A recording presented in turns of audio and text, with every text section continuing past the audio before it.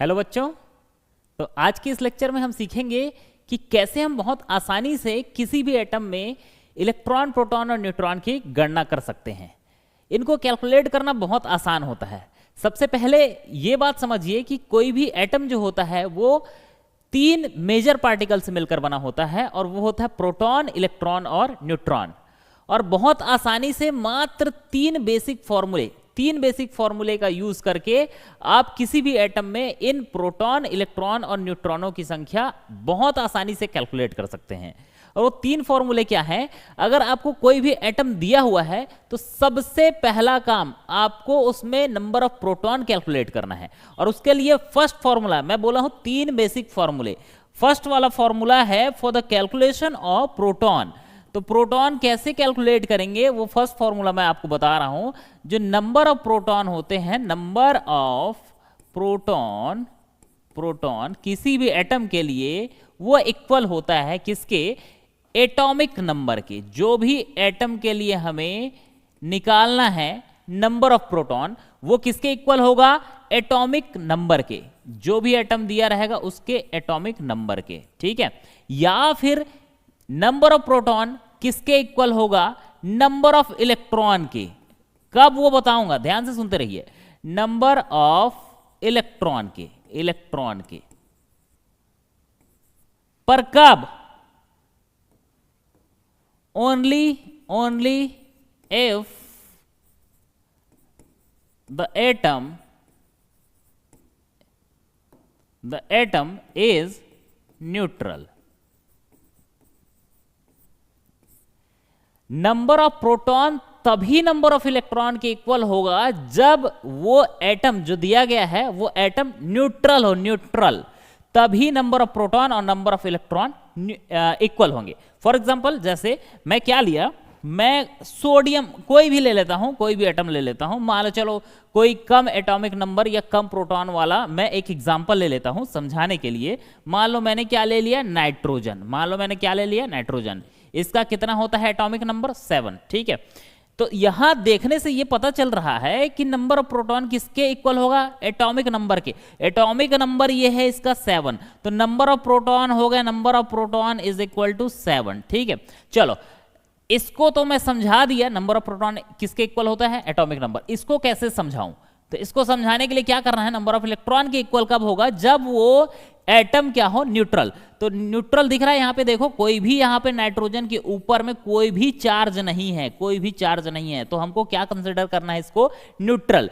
कई बार ऐसा होता है जैसे ऑक्सीजन के ऊपर 2- चार्ज, तो ये सब क्या कहलाते हैं? चार्ज्ड आयन कहलाते हैं। ये आयन कहलाते हैं, ठीक है। ये न्यूट्रल एटम नहीं कहलाएंगे। जैसे N3- हो गए तो ये हो गया आयन, ठीक। ये न्यूट्रल एटम में नहीं आएगा। तो न्यूट्रल कंडीशन में आपको उस एटम के ऊपर कोई भी चार्ज नजर नहीं आएगा। तो उस कंडीशन में आपको क्या कंसिडर करना है कि इसमें number of proton, number of electron के इक्वल होंगे। कैसे, उसको भी समझ लेते हैं। इसका इलेक्ट्रॉनिक कॉन्फ़िगरेशन जब लिखा तो ये 7 इलेक्ट्रॉन जब इसमें भरेंगे तो इसका इलेक्ट्रॉनिक कॉन्फ़िगरेशन होगा 1s2, 2s2, 2p, ये हो जाएगा 3, ठीक है। 2p3 मतलब यहां पर नंबर ऑफ इलेक्ट्रॉन कितने हुए? 7, ठीक। मैं यहां क्या करता हूं, यहां नंबर ऑफ प्रोटॉन कितने हो रहे हैं? एटॉमिक नंबर के बराबर है, मतलब नंबर ऑफ इलेक्ट्रॉन कितने हुए? नंबर ऑफ प्रोटॉन कितने हुए? 7। तो 7 इसके पास पॉजिटिव चार्ज है, तो 1 2 3 4 5 6 और ये 7, ठीक है। अब नंबर ऑफ इलेक्ट्रॉन कितने हैं इसके पास? 7, क्योंकि इलेक्ट्रॉन हमने भरा है 2 4 और 3 7, ठीक है। तो 1 2 3 4 5 6 7, ये सब आपस में माइनस और प्लस के चक्कर में क्या हो गए? न्यूट्रल, ठीक है। इसीलिए यहां पे कोई इसके ऊपर चार्ज है क्या? नहीं। तो इसीलिए बोला जाता है जब यहां चार्ज नहीं है तो जितने प्रोटॉन हैं, मतलब जितने पॉजिटिव चार्ज है, उतने पॉजिटिव चार्ज को पूरे का पूरा इलेक्ट्रॉन का निगेटिव चार्ज न्यूट्रलाइज करके रखा है। तो न्यूट्रलाइज करके तभी रखेगा जब नंबर ऑफ प्रोटॉन और नंबर ऑफ इलेक्ट्रॉन क्या होंगे? इक्वल होंगे। इसीलिए न्यूट्रल कंडीशन में नंबर ऑफ प्रोटॉन किसके इक्वल हो जाता है? Number of electron. तो दुनिया भर का फंडा आपको फॉलो नहीं करना है, ये तो बस समझाने के लिए मैं बता दिया। पर आपको बस ये याद रखना है कि जो नंबर ऑफ प्रोटॉन होता है वो उस एटम के एटॉमिक नंबर के बराबर होता है। क्लियर है? और न्यूट्रल कंडीशन दिखाई दिया, अगर कोई भी एटम है उसके ऊपर में कोई भी चार्ज नहीं दिया हुआ है तो वो न्यूट्रल है। और न्यूट्रल कंडीशन में जितने इलेक्ट्रॉन होते हैं उतने प्रोटॉन होते हैं, तो इसीलिए नंबर ऑफ प्रोटॉन किसके इक्वल होगा? Number of electron. तो इस वाले फॉर्मूले से आप दो चीज कैलकुलेट कर सकते हैं। फर्स्ट है नंबर ऑफ प्रोटॉन, ठीक है, वो किसके इक्वल हो जाएगा? Atomic number. और इस वाले फॉर्मूले से एक चीज और कैलकुलेट कर सकते हैं, नंबर ऑफ इलेक्ट्रॉन, वो किसके इक्वल हो जाएगा? अगर वो एटम न्यूट्रल है तो जितने प्रोटॉन उतने क्या कर लोगे आप? न्यूट्रॉन। ठीक है, तो इस फॉर्मूले से अपन प्रोटॉन और न्यूट्रॉन निकाल सकते हैं। ठीक है, एक चीज और है कि न्यूट्रल कंडीशन के लिए मैंने बताया है कि नंबर ऑफ प्रोटॉन और नंबर ऑफ इलेक्ट्रॉन इक्वल होते हैं, पर इन द केस ऑफ आयंस क्या होगा? ठीक, तो उसको हम बाद में डिस्कस करेंगे, एक एक स्टेप में चलते जाते हैं। ठीक है, तो ये हम सीख गए नंबर ऑफ इलेक्ट्रॉन और नंबर ऑफ न्यूट्रॉन निकालना।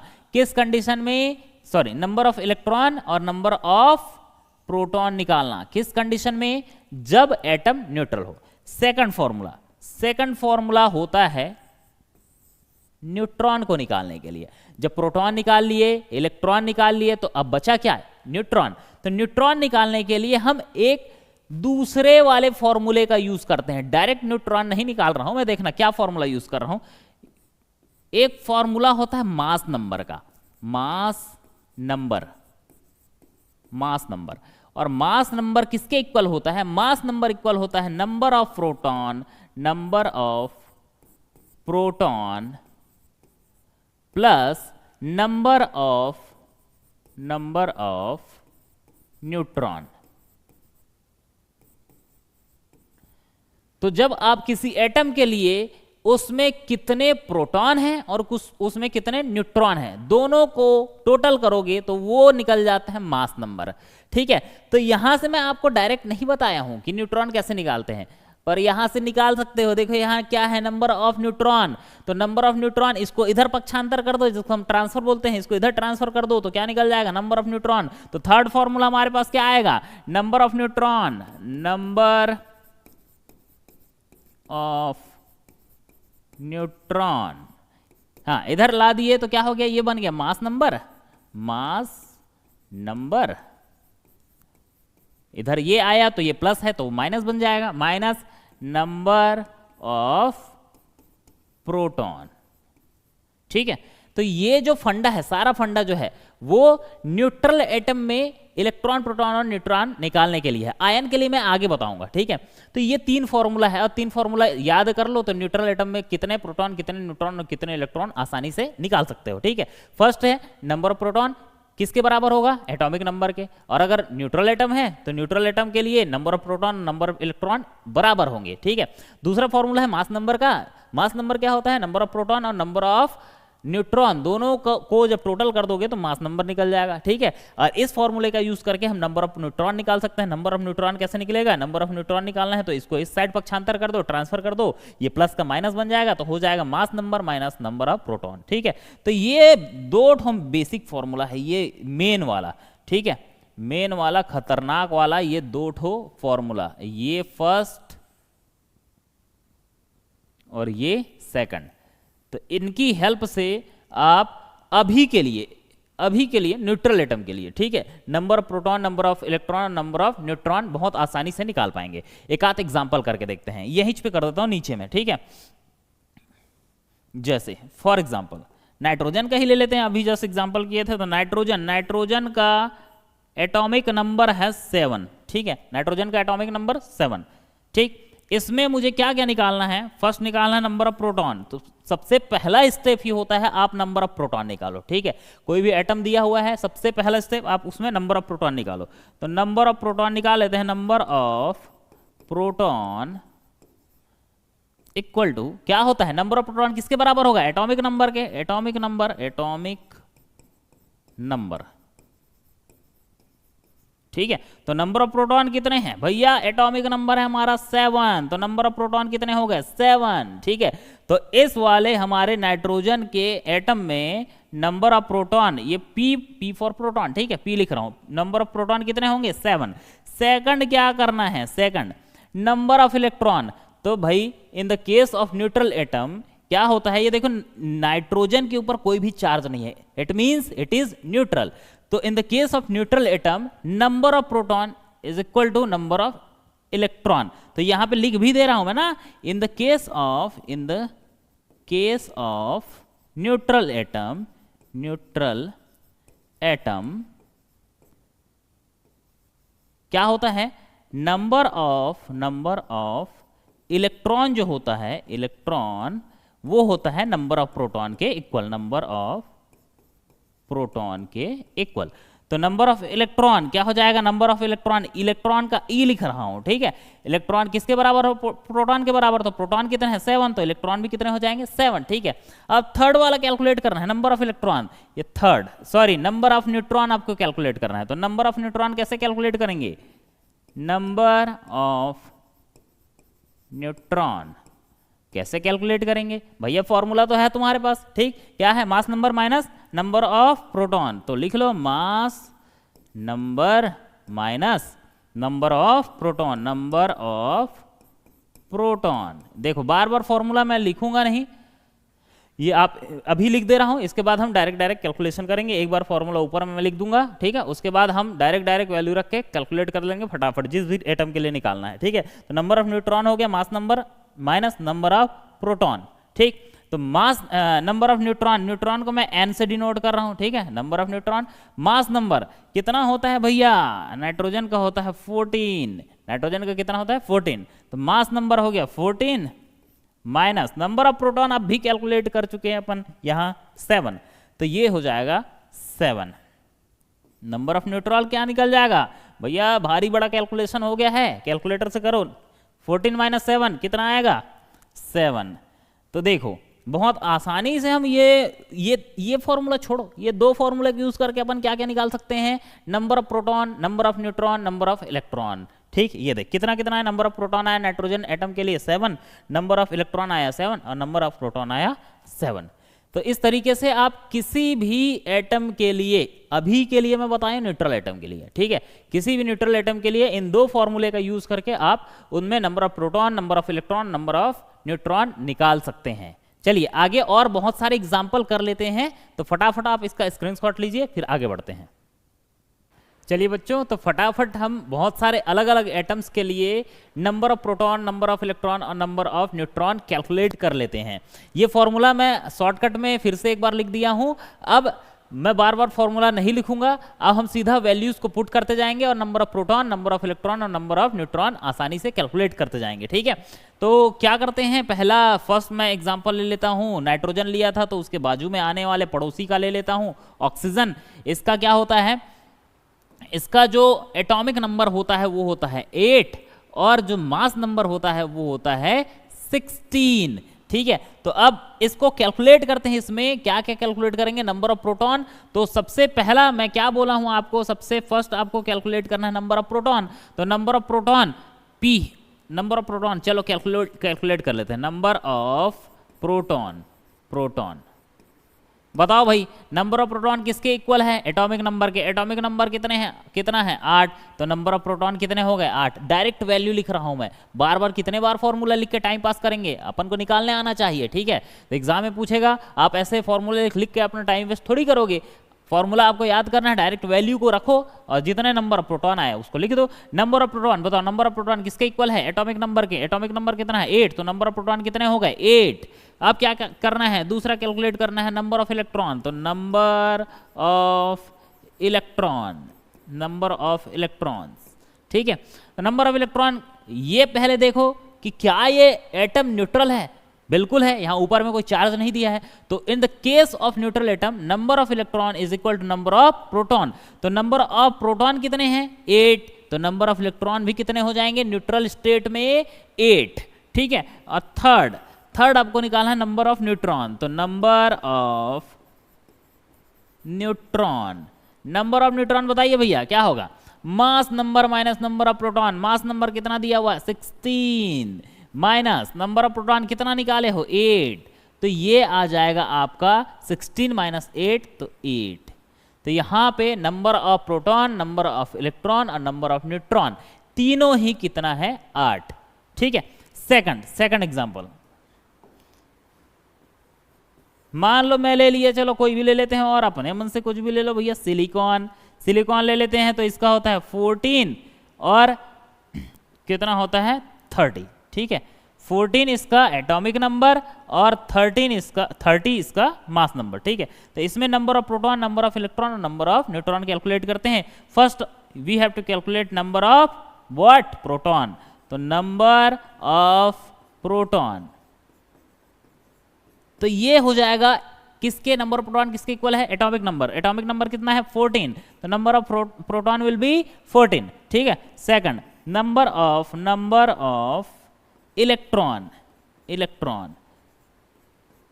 तो क्या मैं समझाया था कि नंबर ऑफ इलेक्ट्रॉन अगर हमारा एटम न्यूट्रल है तो नंबर ऑफ प्रोटॉन के इक्वल होगा, तो न्यूट्रल तो है भाई हमारा एटम। ठीक है, तो ये क्या हो जाएगा number of proton number of electron के इक्वल हो जाएंगे, तो नंबर ऑफ इलेक्ट्रॉन हो जाएगा भैया 14। तो दोनों हम बहुत आसानी से कैलकुलेट कर लेते हैं। ठीक, थर्ड वाले में थोड़ा सा मेहनत है, और थोड़ा क्या मेहनत, वो भी 2 मिनट में निकलेगा। नंबर ऑफ न्यूट्रॉन, बताओ नंबर ऑफ न्यूट्रॉन किसके इक्वल है मास नंबर कितना दिया हुआ है 30 दिया हुआ है, माइनस नंबर ऑफ प्रोटॉन कितना है 14, तो 30 माइनस 14 क्या आएगा 16। ठीक है, 16 कितने नंबर ऑफ न्यूट्रॉन कितने आ गए 16। तो इस तरीके से बहुत आसानी से आप इनमें किसी भी एटम के लिए नंबर ऑफ प्रोटॉन, न्यूट्रॉन और इलेक्ट्रॉन कैलकुलेट कर सकते हैं। एक आधा और करके देख लेते हैं। जैसे थर्ड एग्जांपल मैं ले रहा हूं, मान लो मैं ले रहा हूं फास्फोरस, और फास्फोरस के लिए एटॉमिक नंबर होता है 15। ठीक है, और इसका मास नंबर होता है 31। ठीक, 31। चलो इसके लिए कैलकुलेट कर लेते हैं।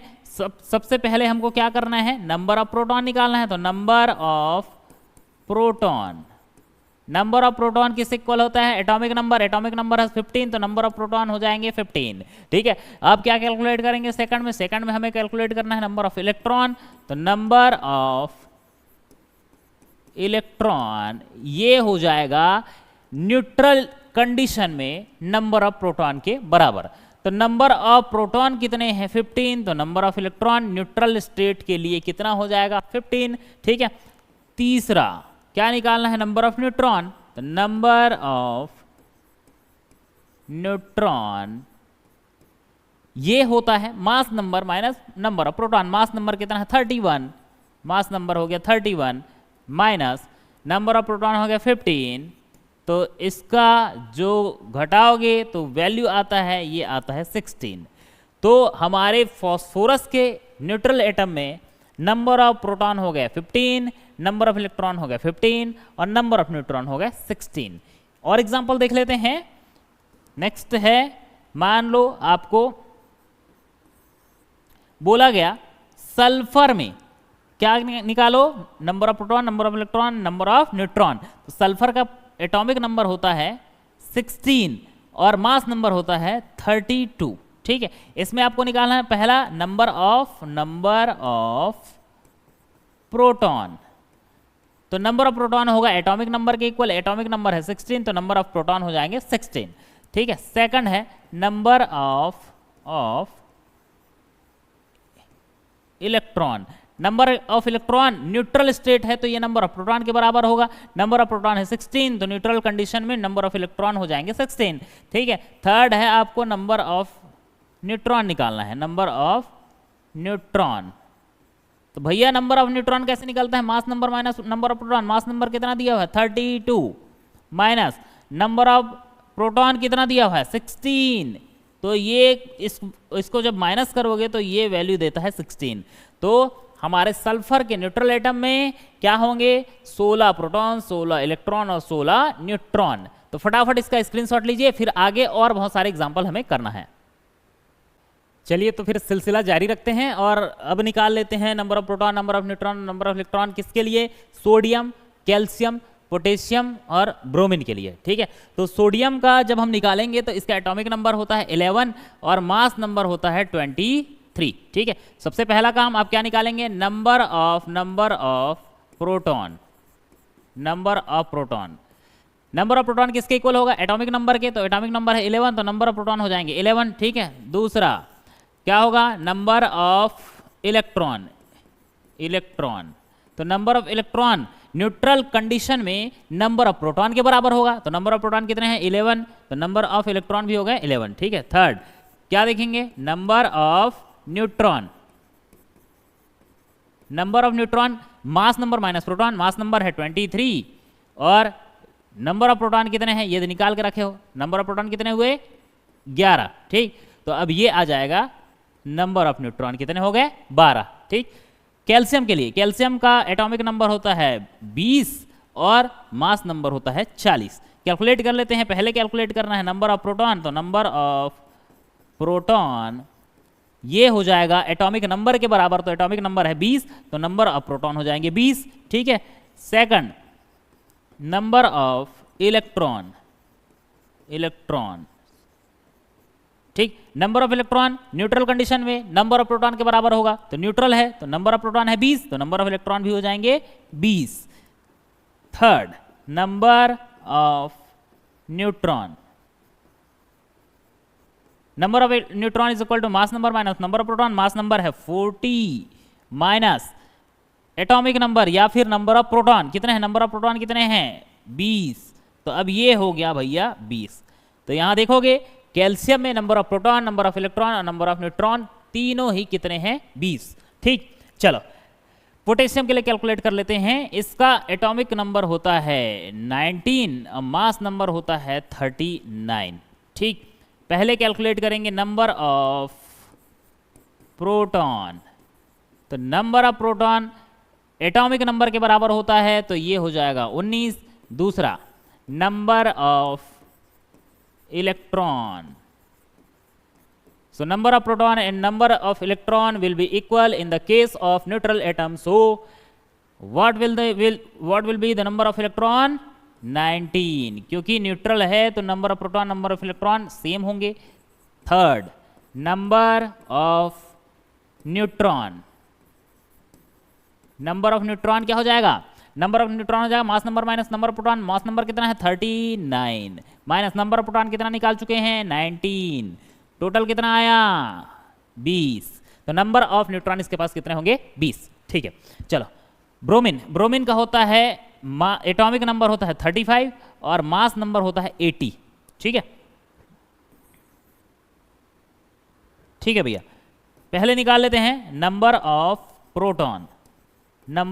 प्रोटॉन, तो ये हो जाएगा एटॉमिक नंबर के बराबर, एटॉमिक नंबर है 35, तो नंबर ऑफ प्रोटॉन हो गए कितने 35। सेकंड नंबर ऑफ इलेक्ट्रॉन्स, तो नंबर ऑफ इलेक्ट्रॉन न्यूट्रल है इसीलिए नंबर ऑफ प्रोटॉन के बराबर होगा, तो नंबर ऑफ प्रोटॉन है 35, तो नंबर ऑफ इलेक्ट्रॉन भी हो जाएंगे 35।